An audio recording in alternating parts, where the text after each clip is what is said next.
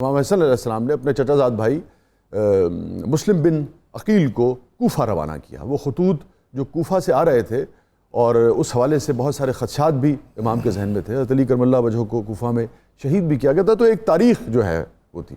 بہت ہی جہاندیدہ معاملات کی فہم رکھنے والی ہستی کو روانہ کیا گیا۔ اس کے تاریخ پر کیا اثرات جو ہیں وہ ہمیں ملتے ہیں، اور اس کے بعد ہوا کیا کچھ، اور مسلم بن عقیل جب گئے ہیں تو کیا مناظر انہوں نے دیکھے، کیا چیزیں انہوں نے دیکھی، ان کے تجربے میں، ان کے مشاہدے میں کیا کچھ آیا۔ یہاں سے ہی ہم پروگرام کا آغاز کرتے ہیں، جو کہ بہت ہی اسلامی تاریخ میں ایک اہم ترین دنوں میں سے جو ایک دن تصور کیا جاتا ہے وہ اس حوالے سے 15 رمضان المبارک کا بھی ہے۔ طاہر بھائی یہیں سے آغاز کرتے ہیں۔ بسم اللہ الرحمن الرحیم۔ میں سب سے پہلے آج کا جو ایک اور حوالہ 15 رمضان المبارک جو ہے، یہ گلشن رسالت کے ایک گل تر حسین تر ہستی حضرت امام حسن علیہ السلام رضی اللہ تعالی عنہ، آپ کا یوم ولادت بھی ہے، اور میں اس پر بھی آپ کو آپ کی وساطت سے پورے عالم اسلام کو مبارکباد پیش کرتا ہوں کہ یہ وہ ہستی ہے کہ نبی اکرم صلی اللہ علیہ وسلم خود تشریف لائے ان کے لیے، اور از خود ان کا نام رکھا۔ سبحان اللہ۔ یعنی یہ چیزیں ہم اصل میں بھولتے جا رہے ہیں۔ ایک تو کان میں آئے ہوئے بچے کے لیے سب سے پہلے جو اس کے کان میں آواز پڑے وہ اللہ کی ہے۔ سبحان اللہ۔ ایک کان میں، دائیں کان میں اذان کہیں، بائیں میں اقامت کہیں، اللہ اکبر۔ اور پھر یہ تصور زندگی میں اجاگر ہو جائے کہ اقامت اور نماز میں جتنا فاصلہ ہے یہ زندگی اتنی ہی کہ ہے۔ سبحان اللہ، سبحان اللہ۔ اچھا نام رکھنا، سبحان اللہ، سبحان اللہ۔ اچھا نام رکھنا یہ بھی والدین کی ذمہ داری ہے۔ اور آپ نے حرب نام رکھا گیا تھا، عرب جنگجو لوگ تھے تو وہ اس نام کو پسند کرتے تھے۔ حرب نام رکھا گیا، آپ نے فرمایا نہیں یہ تو حسن ہے، اور حسن حسن سے ہے، خوبصورتی سے۔ اور پھر آپ نے از خود ان کے عقیقے کا بھی اہتمام کیا، اور ان کی گروتھ اور ان کی تربیت اور ان کی پرورش جو ہے وہ از خود نبی اکرم صلی اللہ علیہ وسلم آپ کے جلووں میں ہوئی، اور آپ نے ان کو بطور خاص حسن مجھ سے ہیں اور حسین علی سے ہیں۔ سبحان اللہ۔ اور جب آپ دنیا سے تشریف لے جا رہے تھے تو بطور خاص آپ کی خدمت میں آپ کو پیش کیا گیا، تو آپ نے فرمایا میں نے اپنی ہیبت اور سرداری سے دی۔ اللہ اکبر۔ تو یہ آج ایک اور موقع۔ دوسرا جو آپ نے فرمایا بطور خاص کہ آج صحابہ جب دیکھا کرتے تھے آپ کو سرکار کے سبحان اللہ، سبحان اللہ، کیفیت ہوا کرتی تھی، کیونکہ بالکل روپ تھے آپ، اور آپ کا ایک انسانی اور اسلامی تاریخ کے اندر ایک بڑا منفرد رول یہ ہے کہ دنیا اقتدار کے لیے لڑتی ہے۔ سبحان اللہ۔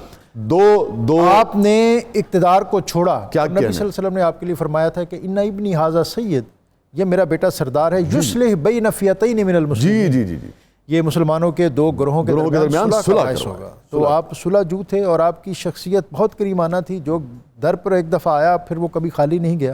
اور آپ کی سخاوت اور حلم اور آپ کی بردباری اور آپ کی عفا اور آپ کی وفا، یہ ایسے مناظر اور مظاہر ہیں جو اس خانوادہ اہل بیت کے خاص عنوانات ہیں۔ آپ 3 ہجری میں ہیں، اور اس کے بعد حضرت امام حسین، سبحان اللہ، جن کے حوالے سے آج کا بطور خاص جو پروگرام ہے کہ جو کربلا کا جو سارا مارکہ ہے وہ اس کا نیوکلیس حضرت امام حسین رضی اللہ تعالیٰ عنہ ہے۔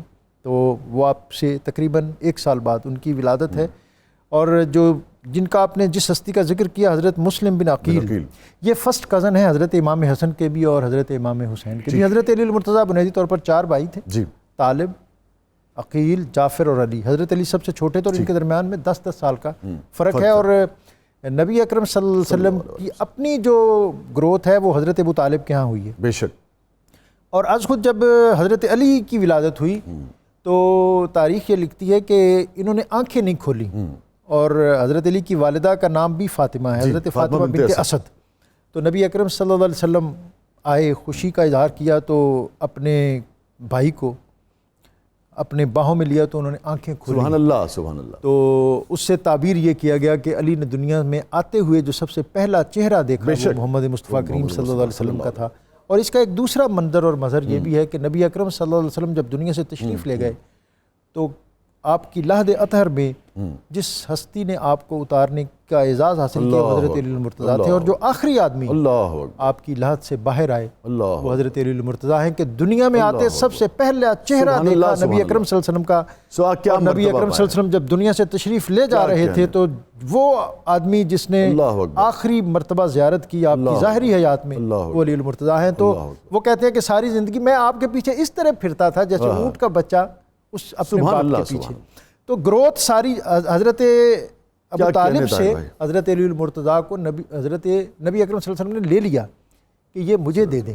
تو آپ کی گروتھ جو ہے وہ آپ کے کاشانہ اقدس پہ ہوئی ہے. اور یہی وجہ ہے کہ حضرت خدیجہ الکبریٰ کے بعد جو پہلی ہستی، جو گھر میں پہلی ہستی جنہوں نے یہ سارا نور اترتے دیکھا وہ حضرت المرتضیٰ ہیں، اور انہوں نے اسلام قبول کیا. اور جو وَأَنذِرْ عَشِيرَتَكَ الْأَقْرَبِينَ، یہ جب حکم آیا قرآن کا کہ اپنی فیملی کو، خاندان کے لوگوں کو بلاؤ، یہ مکے کے جو سردار ہیں ان کو اکٹھا کرو اور اللہ کی وحدانیت کا پیغام پہنچاؤ، تو اس دعوت کا سارا اہتمام جو گھر گھر جا کے دعوت دیتی تھی نا کہ جی آ جائیں وہ کھانا ہے، تو یہ سارا علی المرتضیٰ نے کیا. تو یہ ساری زندگی آپ کی دین کو اترتے بنتے سنورتے دیکھا.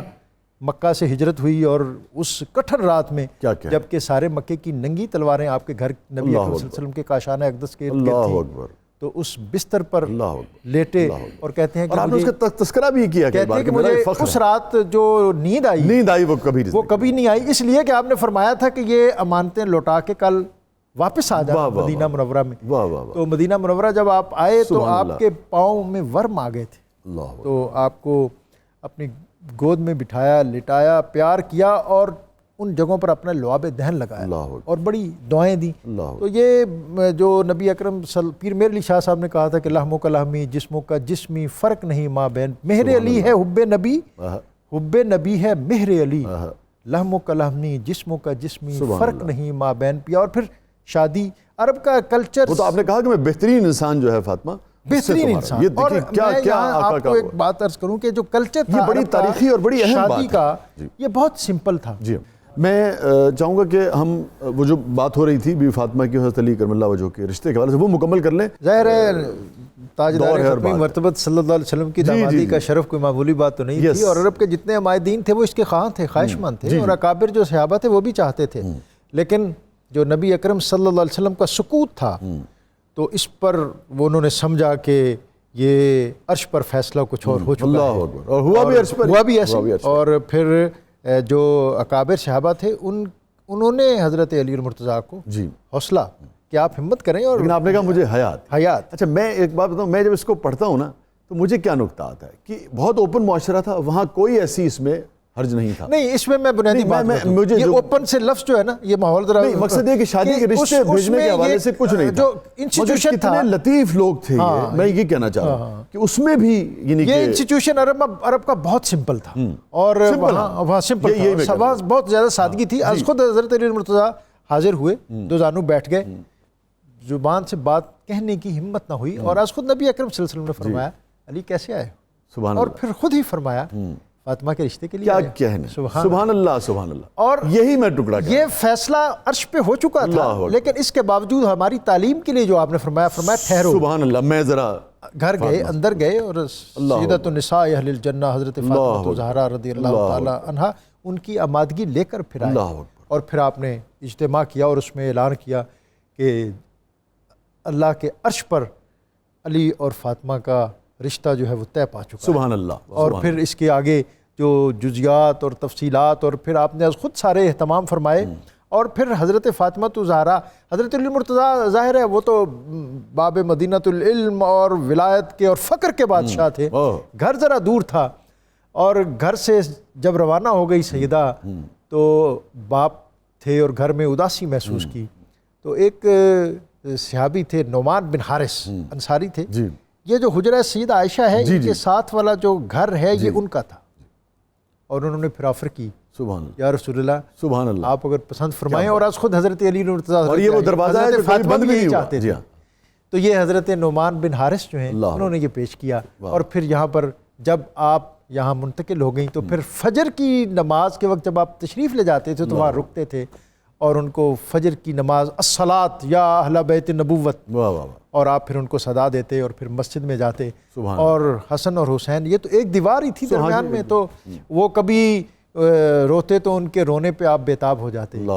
اور پھر دنیا میں کسی نواسے کے کسی نے کیا ایسے چوک کیا کہنا جو انہوں نے کیے. اور پھر جو ہم بات جس کے ساتھ ہم اس کو جوڑیں گے کہ جس گھرانے میں جن حجروں میں دین اترا اور جنہوں نے دین کو اترتے دیکھا اور اس کو بنتے سنورتے دیکھا، زیادہ فہم کہاں ہو، پھر ان سے زیادہ اس کو سمجھنے والا اور اس نسبت کو نبھانے والا اور ہو بھی کون سکتا تھا. اور پھر انہوں نے جو قربانیاں دی تھی اس کی لاجک بھی یہی ہے. سبحان اللہ سبحان اللہ۔ اب جب ہم آئیں گے تو پھر ہم کوفے کا سفر جو ہے اس کی طرف